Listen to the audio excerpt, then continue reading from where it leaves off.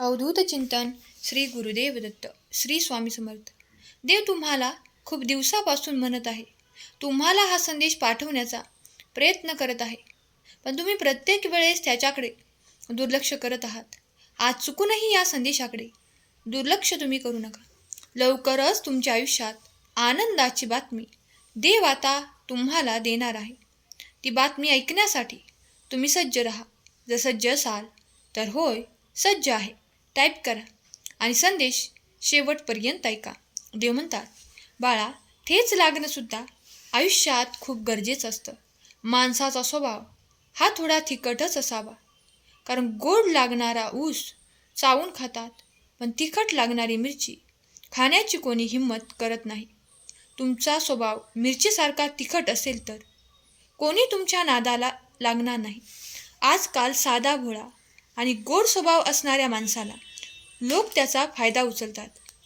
आपल्या स्वभावात तिखटपणा आणि कणखरपणा असेल तर लोक हिशोबात राहतात.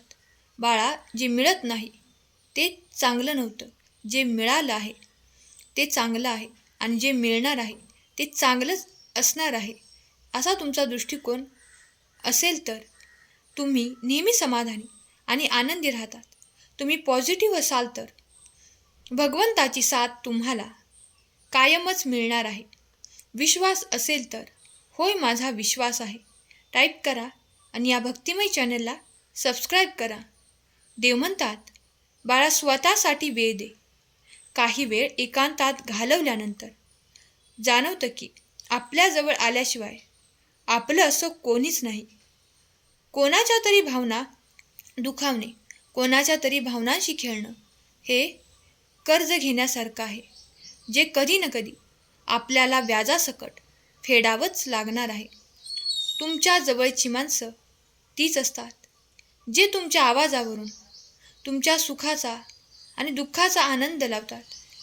अशा अनमोल व्यक्तींना तुम्ही आयुष्यातून कधी जाऊ देऊ नका. काही वेळा पुढाकार कोणी घ्यायचा या एका गोष्टीमुळे बरेच प्रश्न अनुत्तरित राहतात. मनातून एखादी व्यक्ती उतरली तर त्यांना मनातूनच काय डोक्यातूनही कायमचे काढून टाका आणि आयुष्यातूनही आपण काढून द्यायला पाहिजे.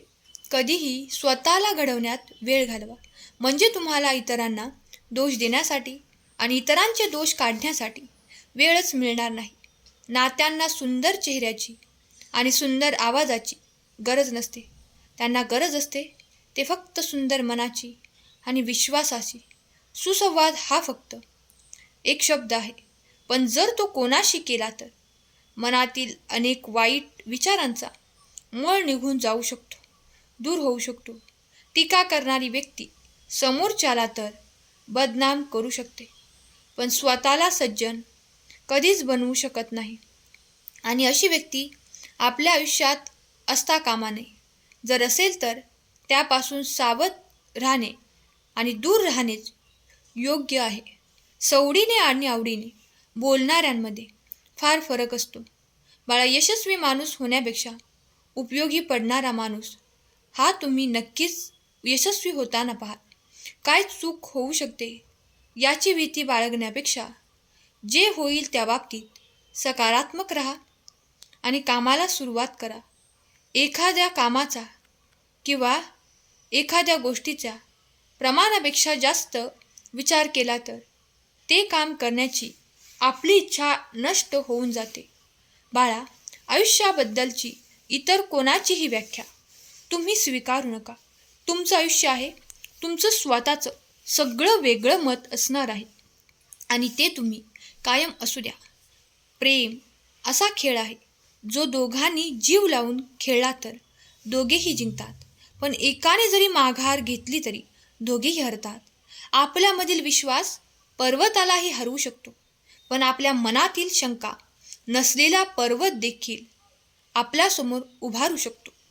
आयुष्यात नेहमी आदर्श बनण्याचा प्रयत्न करा. हे दाखवण्यात आपला वेळ वाया घालवू नका की मी खूप आदर्श आहे. माणसाजवळ ऐपत हवी आणि दुनियेला ठोकारण्याची जिगर हवी, तरच तुम्ही जगाच्या कौतुकाला प्राप्त ठरतात. स्वामी भक्तांनो, चेहरे ओळखता येत नाही, स्वभावही ओळखता येत नाही, कारण दिसते तसे नसते.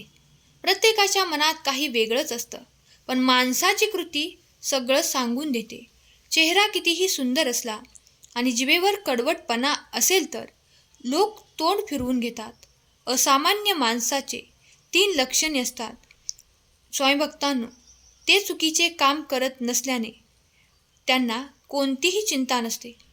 त्यांच्याकडे ठाम विचार असल्याने त्यांच्या मनात कोणताही गोंधळ नसतो आणि ते प्रामाणिक असल्याने त्यांना कशाचीही पर्वा नसते. आणि ते प्रामाणिक असल्यामुळे भगवंताची साथ त्यांना कायमच लाभत असते. सहमत असाल तर श्री स्वामी समर्थ टाईप करा आणि हा संदेश 5 जणांना शेअर करा. पुण्याचे भागीदार ठराल. माणसाला ठेच लागली तर त्यातच चालणं कायम सुधारतं. म्हणून आयुष्यात ठेच लागणं फार आवश्यक आहे. व्यक्तीला त्याने केलेला संघर्ष कधीच थकवतो, पण माणसाला तो संघर्ष बाहेरून सुंदर आणि आतून मजबूत बनवतो. आयुष्यात आज आलेल्या संघर्षाचा जो सामना करेल त्यालाच उद्याचं सुख अनुभवायला मिळेल. पण चांगले विचार केले तर, चांगले राहिले तर आपल्या आयुष्यात वाईट काहीच होणार नाही. सत्य हे कधी पाहणाऱ्यांच्या आणि ऐकणाऱ्यांच्या इच्छेचा विचार करत नाही. ते जसं आहे तसं समोर येतं, अगदी उगवत्या सूर्यासारखं. आयुष्यात सगळं काही मिळतं. आपण जे शोधत असतो तेच मात्र मिळत नाही. शोध कार्य काही थांबत नाही आणि आयुष्याच्या अंतिम क्षणाला लक्षात येतं की आपण जे बाहेर शोधत होतो ते खरं आपल्या आतच होतं, ते म्हणजे समाधान. त्यामुळे आहे त्या परिस्थितीत आनंदी, सुखी, समाधान, संतुष्ट राहायला शिका. त्यातच आपलं सुंदर आयुष्य आहे. एखाद्या गोष्टीची किंमत ही 2 वेळेस कळते. एक म्हणजे जेव्हा ती गोष्ट आपल्या जवळ नसते आणि जेव्हा ती गोष्ट आपल्याकडून हरवून जाते. ज्या व्यक्तीजवळ संयम, समाधान आणि सहनशीलता काय असते, त्या व्यक्तीजवळ कुठल्याही परिस्थितीवर मात करण्याची क्षमता असते. कारण भगवंत त्याच्या पाठीशी असतो आणि जो भगवंताकडे 2 पावले चालतो त्याच्या पाठीशी भगवंत कायमच असतात. विश्वास असेल तर स्वामी माझे पाठी राखे टाईप करा आणि हा संदेश आपल्या प्रियजनांना शेअर करा. सुखी रहा, आनंदी रहा, समाधानी रहा. स्वामी तुम्हा सर्वांच्या सर्व चांगल्या इच्छा पूर्ण करोत, तुम्हाला सुखात ठेवोत, तुमच्या मुलांना नवीन प्रगतीच्या दिशा देवोत. ही स्वामी माऊलीचरणी प्रार्थना केलेली सेवा स्वामींचरणी अर्पण करते. आजचा संदेश शेवटपर्यंत ऐकल्याबद्दल धन्यवाद. श्री स्वामी समर्थ. जय जय स्वामी समर्थ. श्री गुरुदेव दत्त.